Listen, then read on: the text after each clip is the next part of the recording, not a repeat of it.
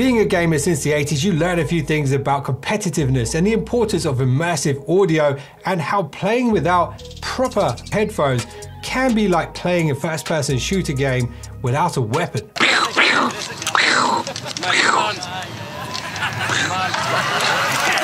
And how having a gaming headset like these, the new Sony Pulse Elite headphones, which are purpose-built for gaming, can turn you into a proper commando like Arnold Schwarzenegger. So in a previous gaming headphone video that I made a little while ago, I bought the top 5 most recommended gaming headsets and put them through a scoring system, and at the end of that video I sent 4 of them back and only kept the winner. And I won't ruin the end of that video for you guys, instead I'll link it at the end of this one. And in this video I will be using that same scoring system to score these headphones against the current champions and also against the Pulse 3D headsets. So by the end of this video, you will know whether your money's well spent here on the Pulse Elites as opposed to Razer, SteelSeries, Turtle Beach and Logitech. So here's how the scoring system works. 5 categories scored out of 10: style, comfort, usability and sound quality. And at the end, we'll do a mic test. And you're gonna wanna stick around for the mic test because I'm bringing in a second opinion on this, and it's gonna be a blind mic test. So they won't know what mic I'm using, and they're gonna score these against the current champion. So this will give us a very good idea of how the mic compares to what I consider to be the best right now. And of course, it will determine that final score. Okay, so in regards to the best style to match the original PlayStation 5 colors and design, the Pulse Elite is very hard to beat, just like the original Pulse 3Ds were. The materials used here are pretty much identical to the PS5. The white tone that we have here matches it perfectly, and it's got that iconic PS5 contrasty black and white look. Some say it gives off Stormtrooper vibes, and interesting fact here, I was a Stormtrooper in a Star Wars movie once. So when you look closely at the headband's inner side, you'll notice the PlayStation monogram pattern embedded in it, and that's exactly the same pattern we see on the official controllers. It's a nice little aesthetic, a detail that most people will miss, but you aren't most people, you're a gamer and you have the eyes of a hawk and the reflexes of a cat. The headband setup is pretty much identical to the Pulse 3Ds, except one of the big improvements here is the extension of the headband right here past the ear cups. And you'll see why this is an important upgrade in a moment. Another solid upgrade compared to the regular Pulse 3D is the fact that the ear cups now have larger openings and they're kind of oval shape. The padding itself is still just as plush as before. And you'll notice inside the ear cups, they're kind of angled away from your ears as well. So that's an improvement. Overall, these do score high in terms of look, feel, and build quality. They get top marks from me, 9 out of 10. And if you're wondering why they're not a 10, it's because you've always got to leave a little bit of room for improvement. For example, the dongle that it comes with is a USB-A, and it's quite large, so it's only really suitable for plugging in around the back of the PS5. A smaller USB-C version of this would make this better. All right, so Sony have made some design upgrades here, and here's another big one, the location of the onboard controls. They're now found on the underside of the extended headband on the right-hand side, making them even more accessible than before. There is a learning curve to these, but once you get the muscle memory down, these buttons are much easier to use than buttons and dials found on ear cups. And it uses a volume rocker as opposed to a dial, so you won't accidentally swipe the wheel and blast your ears into oblivion, which is something I can't say for my current gaming headphone champions. It's quite rare that it will happen, but it can happen, but not here on the Pulse Elites. And there's also an audio jack, which means you can plug pretty much any audio device into these headphones. And I also really like that the Elite now has an extending microphone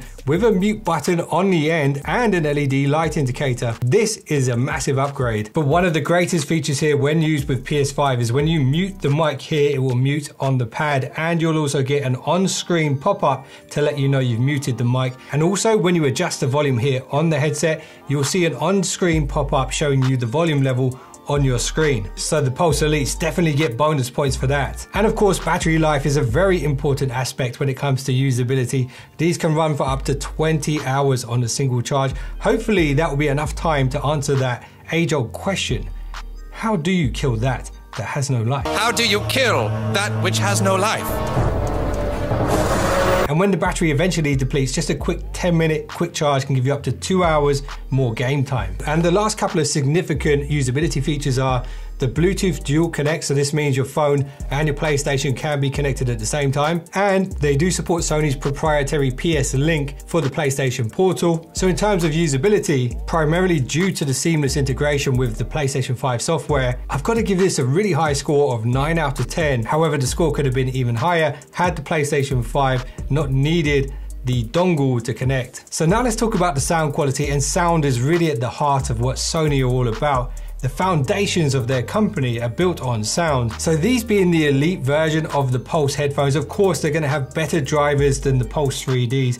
And actually the drivers used here are planar magnetic drivers, and these are more typically seen in studio monitor headphones.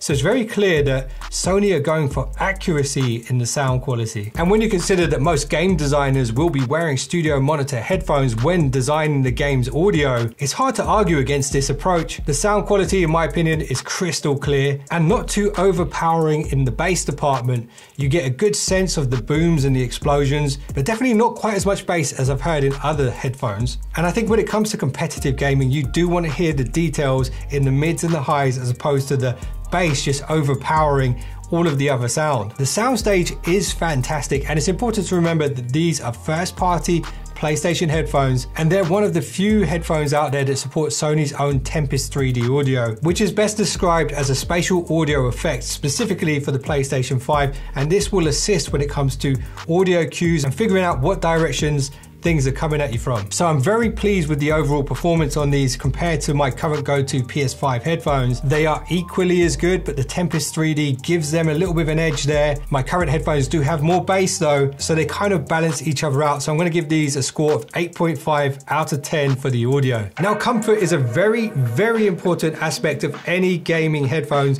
and the style here is very similar to the Pulse 3D, with of course the upgrade to the ear cups, which I mentioned earlier on. It's got that spring-loaded inner headband. It applies gentle resistance when you put them on, and because they're so lightweight, they feel like they're kind of hovering on your head when wearing them. So the downward pressure on the top of your head is minimal on these headphones, and the clamping pressure between the ear cups when you put them on is also very gentle. But because your ears sit entirely inside the ear cups, that kind of holds them in place. And I feel like I could wear these for a long time without any discomfort. And also the way that these seal your ears in there, you get a good amount of passive noise cancelling on these. So they're very comfortable to wear. In terms of how they could be better though, more breathable material on the ear cups, or the option to switch out from the leatherette to a more breathable fabric, that'd be nice. And also something else that I like about certain headphones is when they're resting around your neck here and you're not using them, they can kind of twist inwards so they're not kind of tucked under my double chin here so much. But overall, for comfort, I'm giving them an 8 out of 10. They are excellent. Okay, so now it's the moment of truth. And this is an area where the original Pulse 3Ds fell down. And the reason they kind of lost a lot of points in this particular category was because the mic was actually on the ear cup itself, making it quite far away from your mouth. Now, Sony have solved this problem with this extending microphone, so this could be a huge difference, but are they as good as the original champs for my top 5 video? Well, we're about to find out.